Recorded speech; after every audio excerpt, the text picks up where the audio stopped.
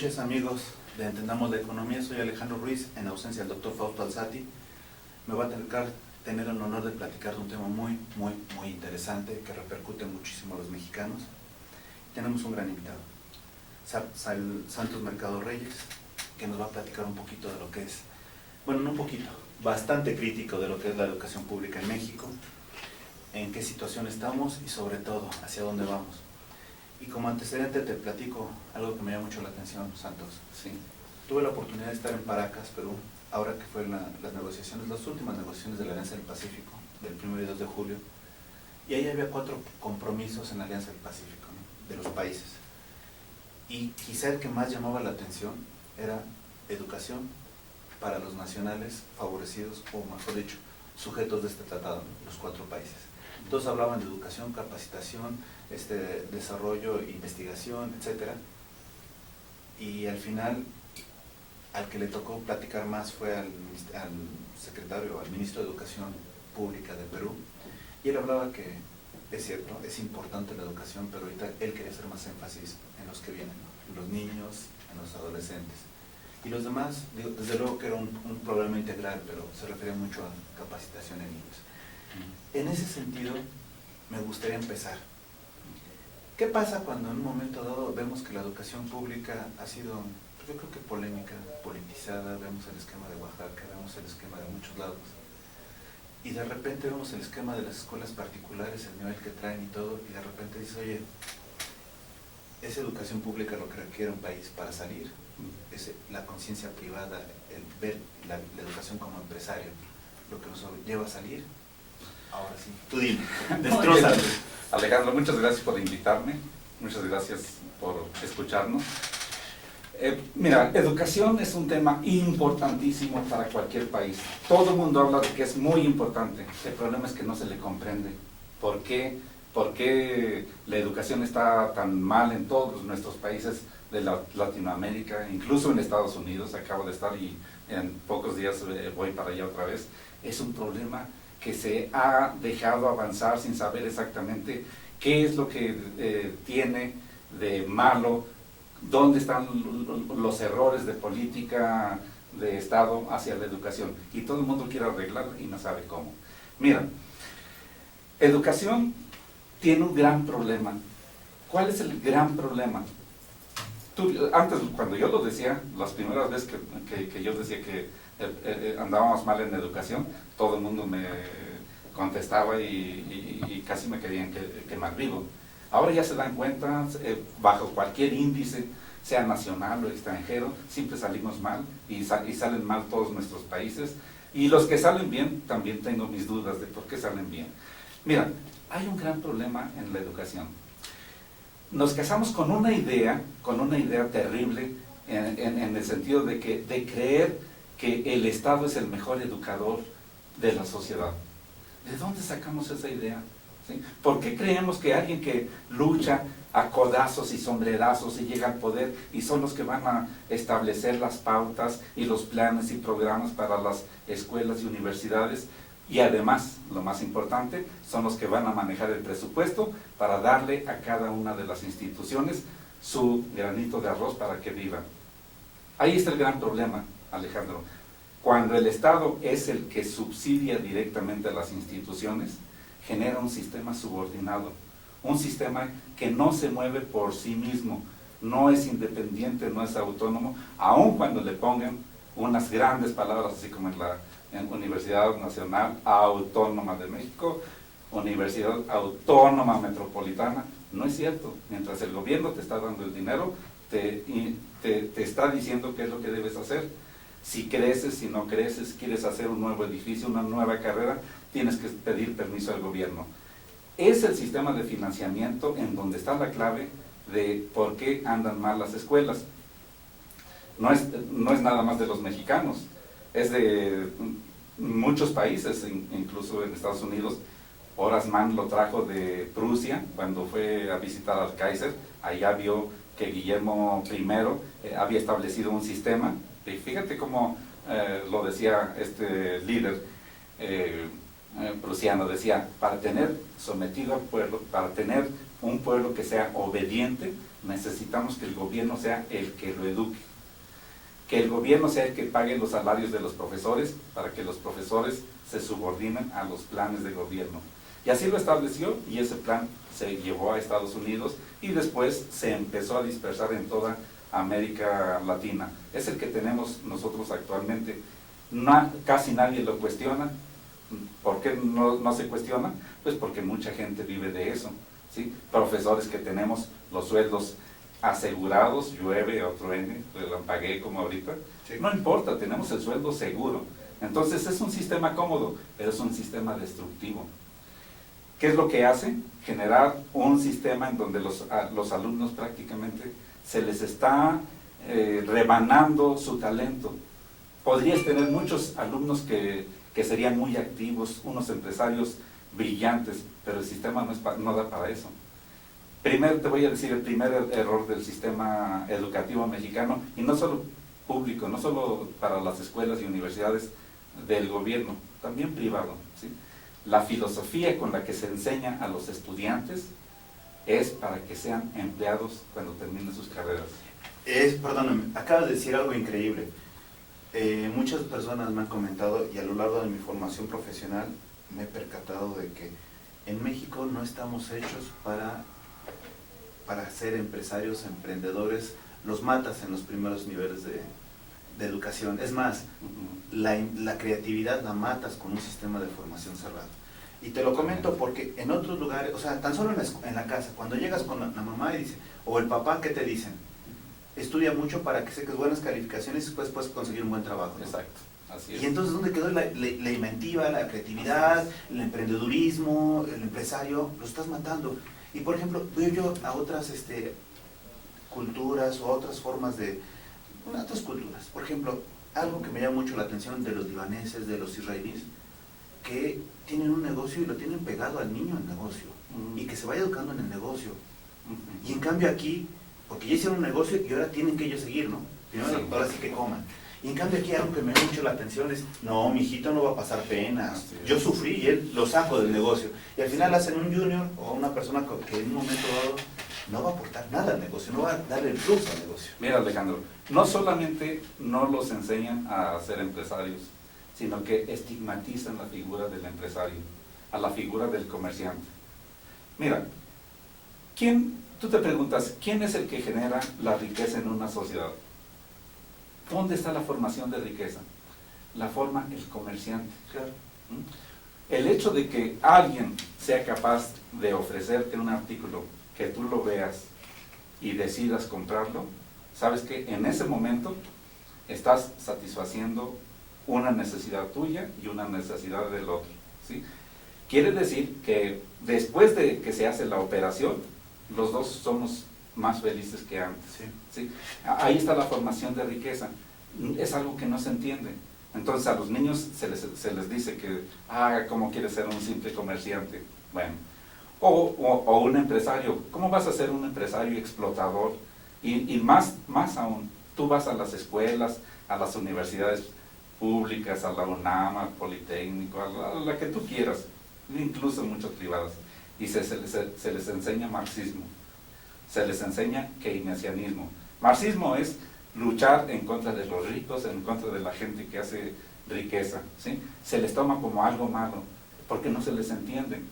Mira, los chinos ya lo entendieron.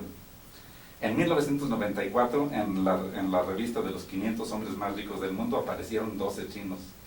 Y todavía estaba el Deng Xiaoping gobernando China. Él decía, estos son nuestros hijos predilectos.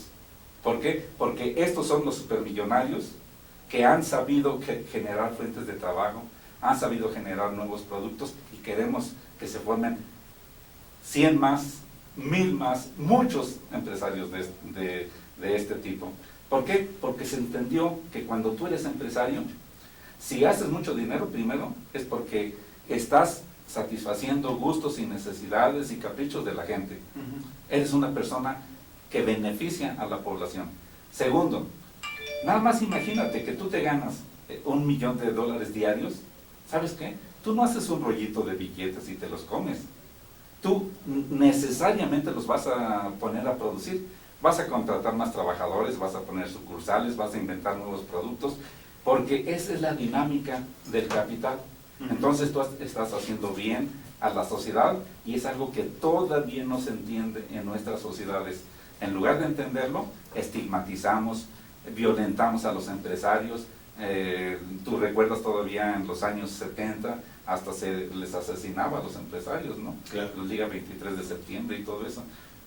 Es el tiempo de que tenemos que recuperar esa figura y hacer que nuestros jóvenes y nuestras escuelas cambien de filosofía. No estudies para ser empleado, tienes que estudiar para ser un empresario, un gran empresario.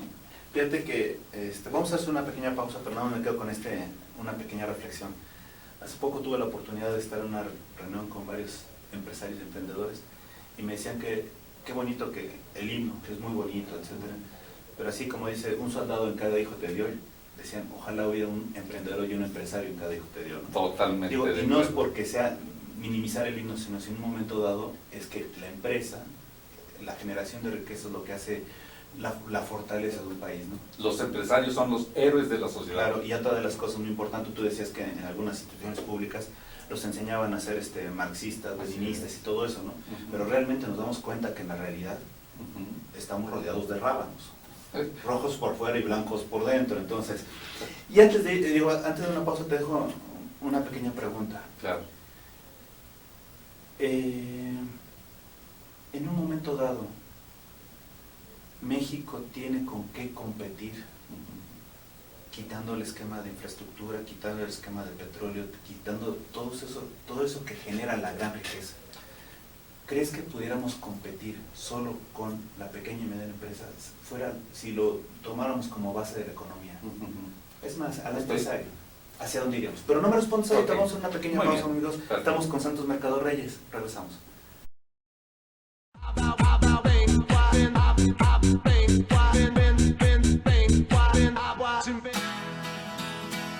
Crea tu propio negocio. Haz realidad tu proyecto. Comparte ideas para ganar dinero. Impulsa y entrena tu talento. Procura emprendimientos rentables y con futuro. Empieza hoy. Dayman, la receta del éxito. Dayman, por más de 7 décadas y con presencia en más de 9 países, se ha consolidado exitosamente como una empresa que desarrolla, fabrica y distribuye colorantes, saborizantes y productos alimenticios por excelencia. Nuestros productos abastecen a una amplia industria dedicada al manejo de alimentos micro, pequeña y de media a grande escala, ya que estos cumplen con altos estándares de calidad a nivel nacional e internacional y están elaborados para satisfacer las necesidades del mercado y gustos de nuestros consumidores. Nuestro principal objetivo es brindar un producto de calidad que nos permita mantener la lealtad de nuestros clientes y consumidores, excediendo sus expectativas de servicio. En Dayman desarrollamos la creatividad e impulsamos al máximo nuevos negocios. Dayman, proveedores de color y sabor por excelencia. Con Trujillo Betanzos y Asociados, tus proyectos están en buenas manos. Trujillo Betanzos y Asociados te ofrece servicios de fe pública en materia mercantil, asesoría legal, contable, fiscal y de negocios, litigio civil y mercantil, evaluación y asesoría financiera y área académica. Porque nuestros clientes son nuestros mejores amigos.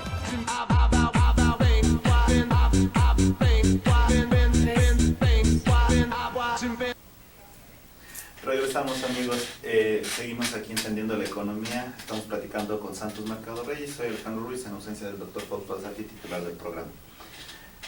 Santos, te platicaba, siempre hemos hablado de la economía petrolizada. Hay gente que ha dicho que si nosotros viviéramos de la logística, tendríamos eso como para vivir y no preocuparnos, etcétera. Pero realmente yo siempre he pensado, si viéramos al empresario como el motor de la economía, ¿cuál crees que sería el cambio? Tenemos que verlo así y tenemos que quitarnos todos los prejuicios en contra de los empresarios, en contra de los comerciantes. Deben ser nuestros hijos, predilectos, los que más protejamos en nuestra sociedad. Por eso es que me interesa mucho la reforma educativa. Mi problema es cómo se puede lograr que muchos jóvenes que están en las escuelas se formen como empresarios. Ese es mi desafío. Ahora te voy a decir cómo. Con el sistema actual no es posible, ¿sí? El sistema actual está estructurado para formar empleados. Ese es su gran pecado. ¿Qué reforma se tiene que hacer? Bueno, tiene que ver con esto de la gratuidad. Cuando tú le enseñas a los muchachos que todo lo recibe gratis, ya lo estás mal educando. ¿Por qué? Porque le estás quitando la posibilidad de esforzarse por ganar un peso, o dos, o lo que sea. Y en lugar de eso le enseñas que alguien le tiene que dar todo lo que necesita. ¿Quién es ese alguien? Pues al principio es papi, pero después es papi gobierno. Bueno, tenemos que analizar y quitarnos todos esos traumas que tenemos ahí. Mira, yo estoy haciendo una propuesta, es una gran propuesta que al principio pensé que era mía, que era muy genuinamente personal. Después me bajaron los humos y me dijeron que eso ya lo había dicho otro, y efectivamente lo dijo Milton Friedman en 1954. Pero no hace mucho, ¿no? Sí, me robó la idea. Entonces, la idea es esta. Lo que quiero es que el gobierno ya no subsidie escuelas. A ninguna escuela. Es más, el gobierno no debe tener escuelas. Bueno, pero bueno, ese es un cambio bastante radical. Pueden seguir siendo del gobierno, pero aquí lo importante es que el dinero no fluya directamente del gobierno hacia las escuelas, sino que vaya del gobierno hacia los estudiantes, hacia tus hijos, y que tus hijos sean los que coloquen ese dinero en la escuela de su preferencia. Es un cambio mínimo, sigue siendo educación gratuita. No me gusta la educación gratuita, pero sigue siendo en este momento, no vamos a tocarla. Pero es con un financiamiento directo al estudiante para que él elija la escuela de su preferencia. ¿Qué quiero lograr con eso? Que la escuela sienta que está viviendo del estudiante. ¿Sabes por qué? No, la competencia. Exactamente, lo va a tratar de otra manera, lo trata como un cliente. Y tú sabes, el cliente siempre tiene la razón, ¿es cierto? Sí. Bueno, entonces, lo que va a suceder es que si el dinero entra a las escuelas por la mano del estudiante, la escuela se va a preocupar por ese estudiante, al menos porque no se vaya. Se va a reducir la deserción, van a salir más titulados. Ahorita es una vergüenza. Mira, por ejemplo, en la UNAM, más o menos de todos los que entran, se titulan menos del 10%. Eso quiere decir que el 90% del presupuesto se pierde. No, y además con todas las facilidades que se han implementado para la titulación. Sí, exactamente, como más o menos les han jalado las orejas para que titulen a más gente. Ahora inventaron hasta que con que lleves un reportito de dónde has estado trabajando, casi te dan el título, lo cual es una falsedad. Bueno, pero en fin, aún así los índices de titulación son bajos. Y eso hace que las escuelas sean carísimas, las escuelas públicas. Por ejemplo, tú puedes ver que divides el presupuesto de la UNAM o del Politécnico y más o menos te sale el costo de 10, 12 mil pesos por alumno al mes. Pero si tú tomas en cuenta como caja negra,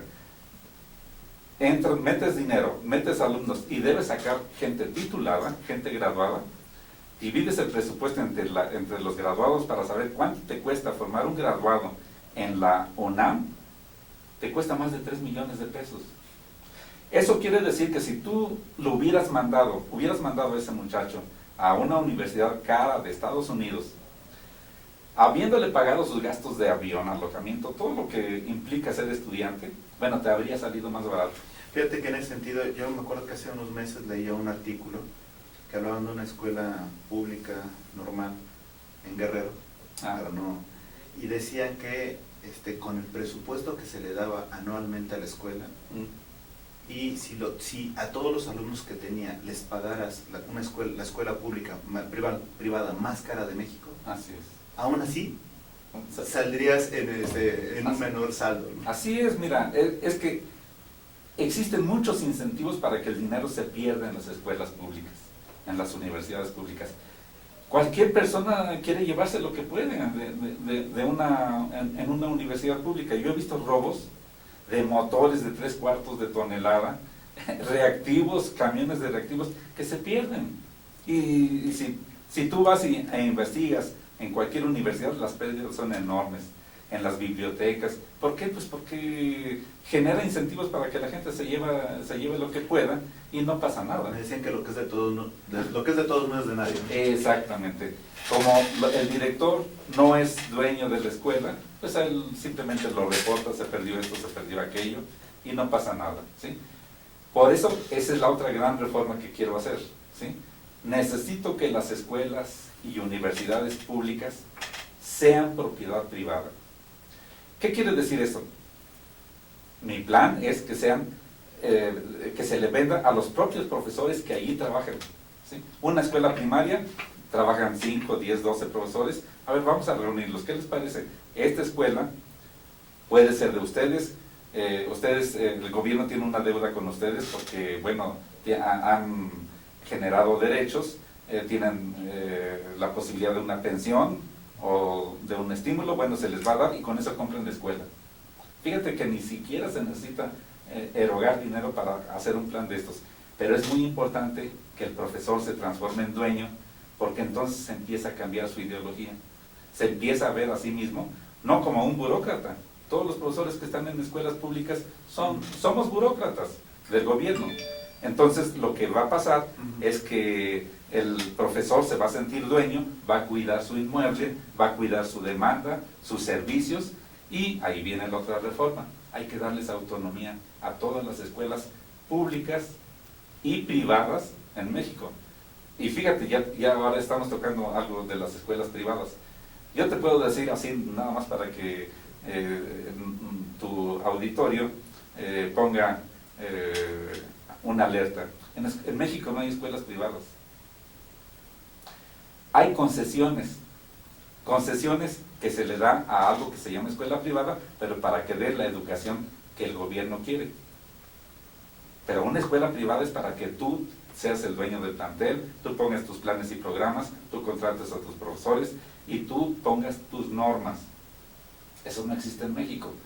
La gente tiene que regirse por las leyes que establece el gobierno. Entonces, bueno, pues es una burocracia más, y eso sale carísimo y está deformando a los jóvenes, y así nunca vamos a salir. Necesitamos reformar el sistema educativo. ¿Y quieres que te dé otra reforma más? Sigue. Yo te voy a decir dos cosas más, pero... Okay. Y de hecho, nada más, perdón, estamos haciendo mención aquí al libro del fin de la educación pública, donde podrán encontrar esto. Aquí obviamente es Santos Mercado Reyes, está escribiendo este libro, y tengo varias observaciones, pero ahorita lo vamos a seguir continuando. Ahorita lo seguimos. Pero ahí te va otra reforma. Mira, es un reto resolver un problema de la educación, en el sentido de que mucha gente que podría estudiar y desarrollar su talento y hacer mucho bien a la sociedad. Cuando tú ves que un joven no estudió, ¿sí?, te debe preocupar, porque es una persona que pudo haber generado riqueza, pudo haber generado un servicio, un bien que a ti te sirve o que le sirve a muchos, y que simplemente por no haber estudiado, bueno, se quedó ganando un salario mínimo, o qué sé yo, en cualquier cosa. Gente que vive en las rancherías, que no puede trasladarse, gente que... Hay mucho talento, en México hay mucho talento, pero necesitamos crear un buen sistema educativo para que toda esa gente pueda acceder a cualquier escuela, y sea mexicana o sea extranjera. Y ahora ahí te va el plan que tengo. Quiero formar un sistema de financiamiento, y esto les va a interesar a muchos empresarios, un sistema de financiamiento, o si tú quieres llamarlo un banco, que le pueda dar crédito a cualquier estudiante que lo necesite. ¿Qué quiere decir?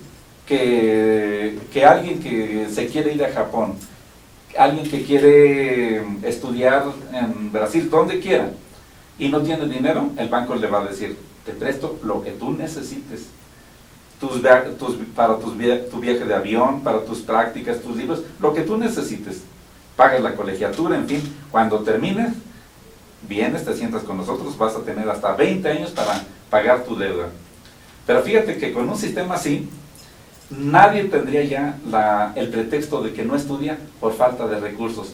Recursos ahí los tienes. ¿Quieres estudiar? Ahí los tienes. Y lo que tú quieras. Después pero es que voy a salir con deuda. Sí, porque aquí aplicamos un sistema de justicia. Tú te comes una hamburguesa, tú la debes de pagar. ¿Por qué quieres pasarle la cuenta al vecino? Eso es algo injusto, es algo por lo cual este país, como transfiere el gasto educativo a terceros, fíjate, genera una fiesta muy perversa, porque el sistema educativo actual es algo así donde muchos pagan la fiesta y nunca entran, y muchos entramos y nunca la pagamos. Vamos a hacer una pequeña pausa, pero yo te me quedo con una duda, Santos. Sí, como bueno, varias, pero lo vamos a ir viendo. Dímelos todos. El costo más, el fracaso de un país se mide por el grado de frustración de los padres, de los alumnos o de los profesionales llamados maestros. ¿No me contestas? Okay. Hacemos una pequeña pausa y regresamos a Entendamos de Economía. Volvemos.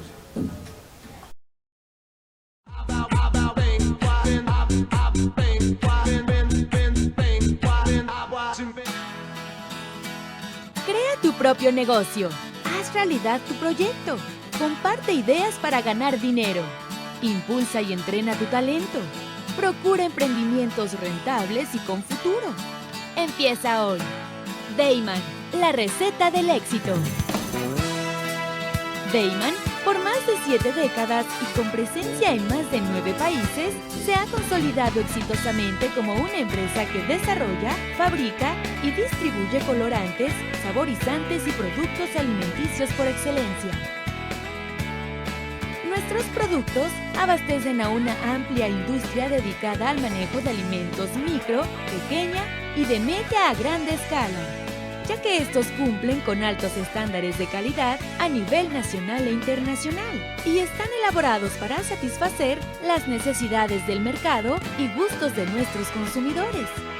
Nuestro principal objetivo es brindar un producto de calidad que nos permita mantener la lealtad de nuestros clientes y consumidores, excediendo sus expectativas de servicio. En Dayman desarrollamos la creatividad e impulsamos al máximo nuevos negocios. Dayman, proveedores de color y sabor por excelencia. Con Trujillo Betanzos y Asociados, tus proyectos están en buenas manos. Trujillo Betanzos y Asociados te ofrece servicios de fe pública en materia mercantil, asesoría legal, contable, fiscal y de negocios, litigio civil y mercantil, evaluación y asesoría financiera y área académica. Porque nuestros clientes son nuestros mejores amigos.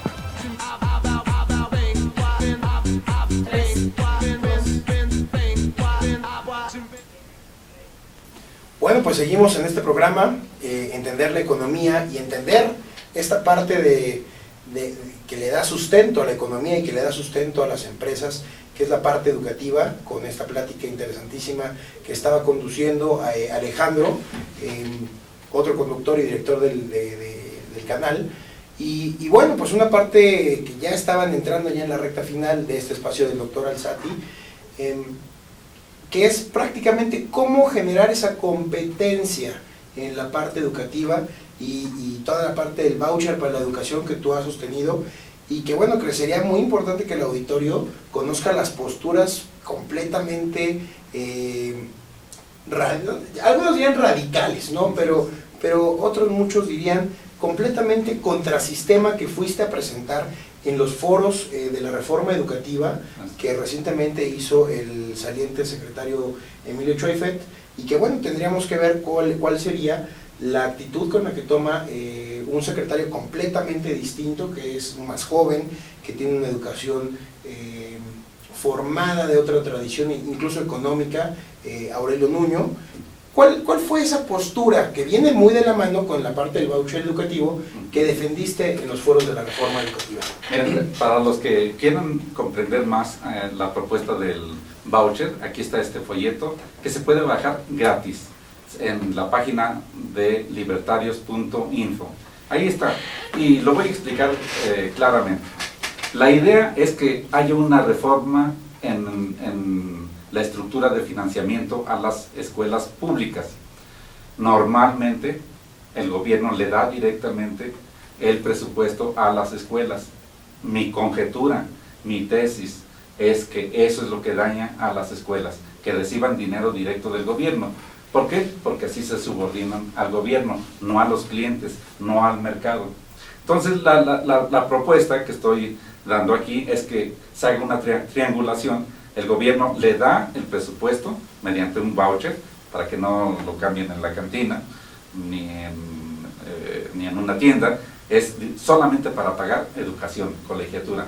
Entonces el alumno recibe el voucher y él va y paga en la escuela pública de su preferencia.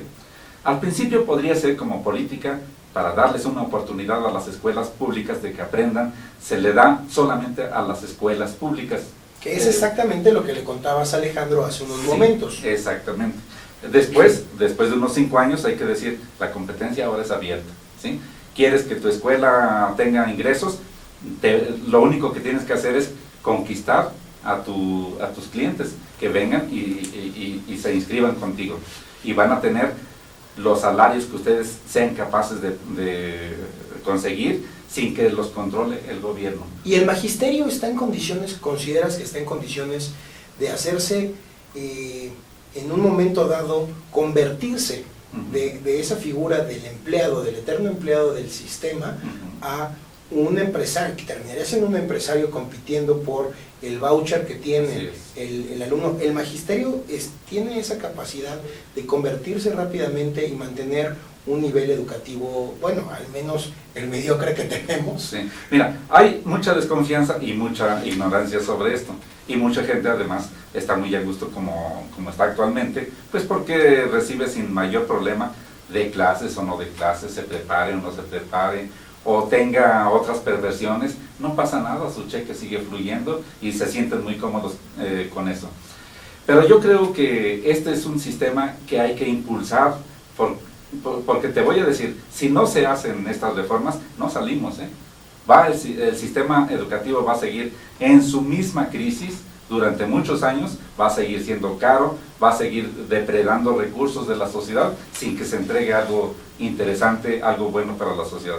Entonces, como hay desconfianza, podríamos seguir algunas estrategias.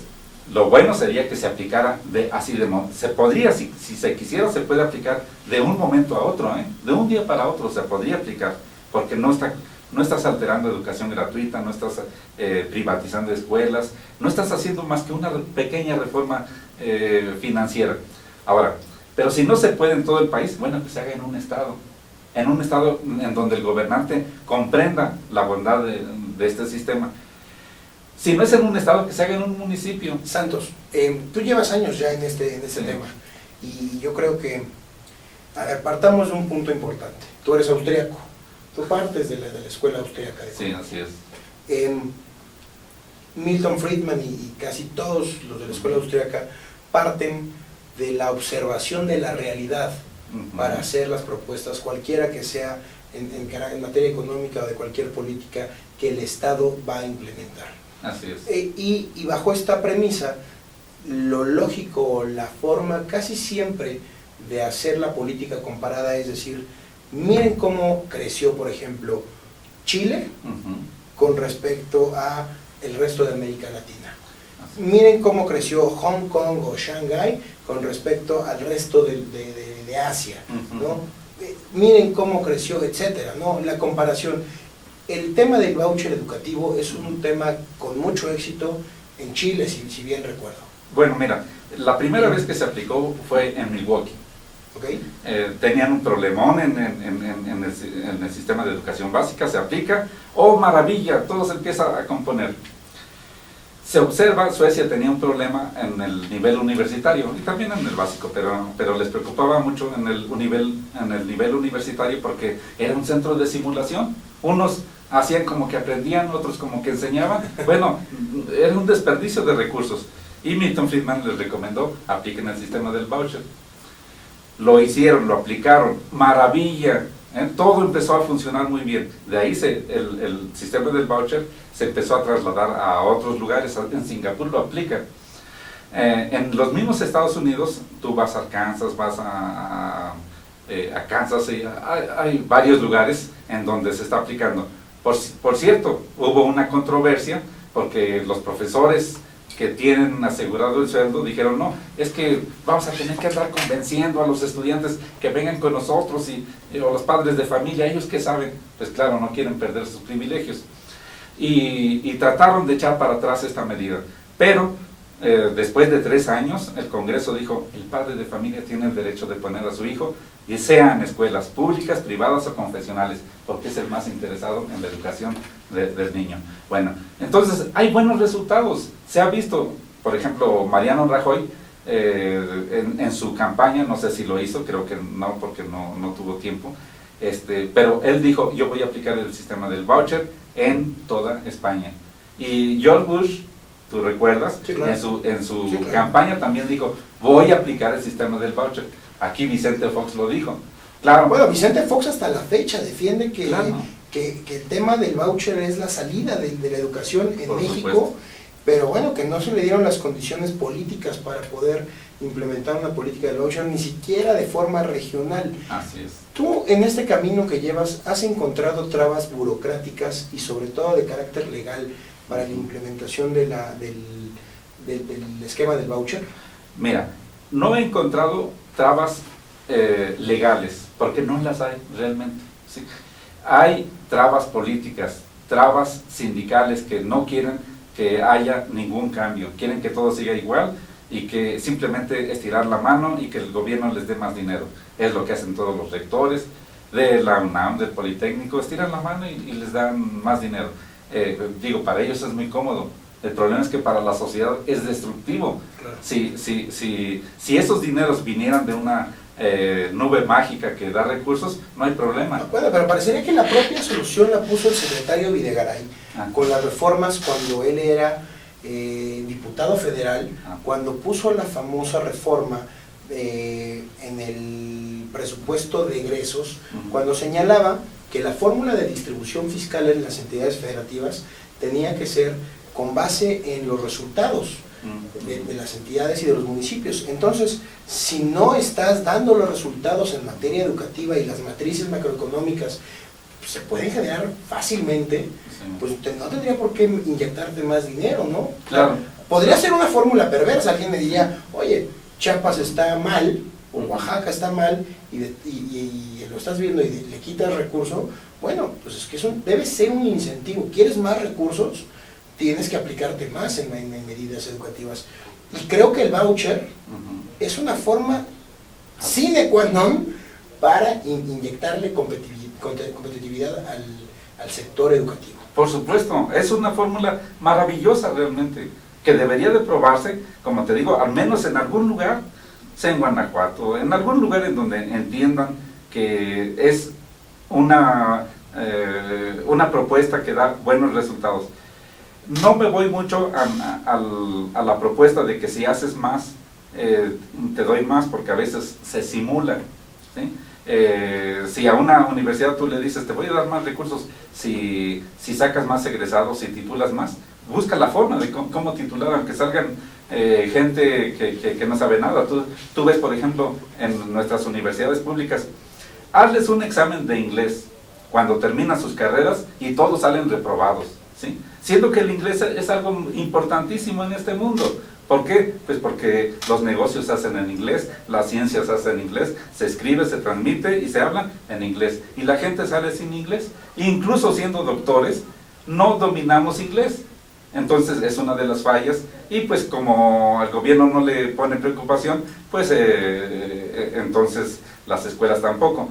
Pero ve que cuando una escuela vive del cliente, hasta desde el kinder dicen, aquí la educación es bilingüe, que no hacen mucho, pero al menos se preocupan. Ahora, si tú dejas que funcione más la iniciativa privada, van a empezar a recomponer y hacer sus planes y programas más competitivos para poder tener más clientes, y van a formar mejores profesionistas. Entonces, ¿qué es lo que hay que hacer? Hay que despertar la iniciativa de la gente que tiene interés en educación para que empiecen a idear nuevas formas, nuevos planes y se vaya conformando un nuevo sistema educativo. Y el sistema del voucher es una propuesta maravillosa para hacer eso.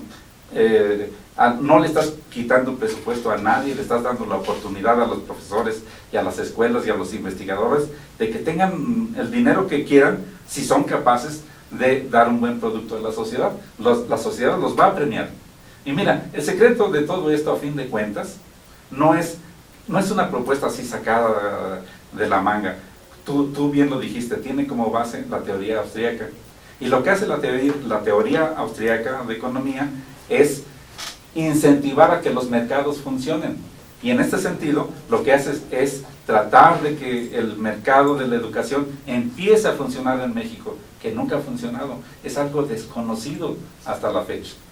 Santos, tenemos que cerrar algunas ideas de las cosas que nos has comentado a Alejandro, a mí. ¿Cómo le podemos mandar un mensaje claro, sencillo? A veces a los austríacos, a los liberales, nos cuesta mucho trabajo mandar un mensaje sencillo y entendible de cómo estas cosas mejoran a la sociedad, mejoran los mercados, mejoran los bienes y servicios y por lo tanto nos enriquecen en todos los sentidos. ¿Cómo esto logra más economías de mercado? ¿Cómo esto le genera a un empresario una ventaja real en una sociedad como la mexicana, un voucher educativo? Tú lo has dicho muy bien. ¿Cómo lanzar el mensaje? Ustedes lo están haciendo ahora. Con el hecho de invitarme aquí a hablar del bono educativo, que a mí me parece maravilloso, y aunque haya tormenta, yo vengo porque es algo en lo cual creo y que además está demostrado. Pues lo que necesitamos es difundir las ideas, ¿sí? Necesitamos que más gente conozca este sistema, que si tienen desconfianza vean los resultados en otros países y que impulsen, que poco a poco vayan impulsando que se tomen políticas de parte del gobierno, que se tomen políticas para establecer el sistema del voucher.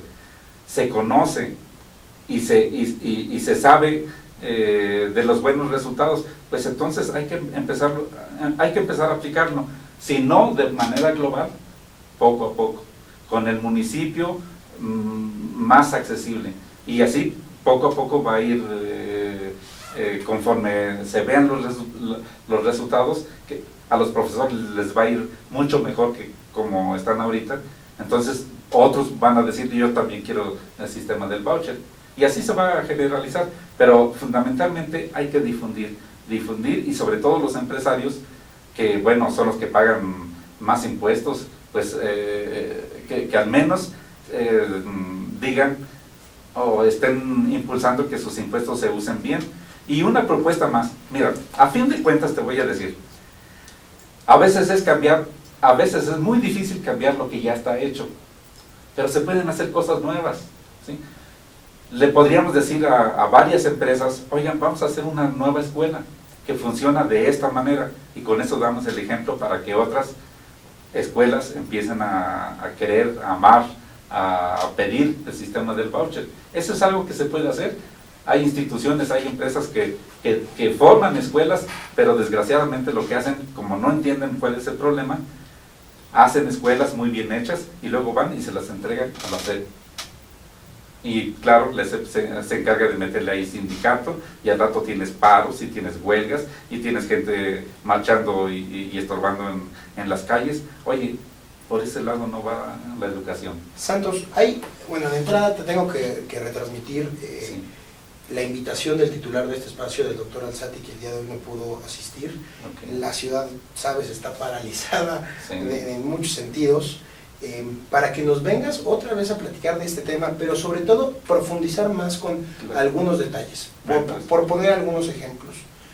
Hay estudios macroeconómicos que te enseñan que la inversión en la educación pública no tiene un retorno hasta que hay una conclusión real, con un título, a nivel superior.